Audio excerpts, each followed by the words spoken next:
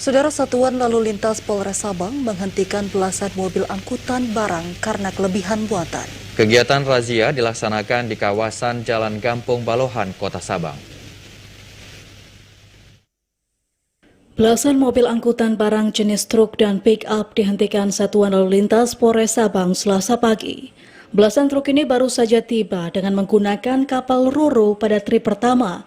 Kegiatan razia angkutan barang ini juga disertai penertiban kelengkapan berkendara, seperti helm dan surat-surat berkendara lainnya bagi pengguna kendaraan roda 2. Menurut Kepala Urusan Pembinaan Operasi KBO Lantas Polres Sabang, Ibda David Hendra, kegiatan razia direncanakan akan rutin dilaksanakan.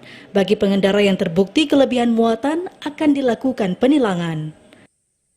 Yang masuk melalui jalur pelabuhan dan kita lakukan razia ataupun pemeriksaan terhadap muatan yang berlebihan. Dari hasil razia ditemukan belasan kendaraan maupun pengendara yang belum mematuhi aturan batas muatan kendaraan. Di samping itu ada pula pengendara yang masih tidak taat aturan seperti tidak mengenakan helm dan kelengkapan surat kendaraan. Ia berharap pengendara bisa mematuhi aturan berkendara sehingga dapat meminimalisir kecelakaan yang terjadi.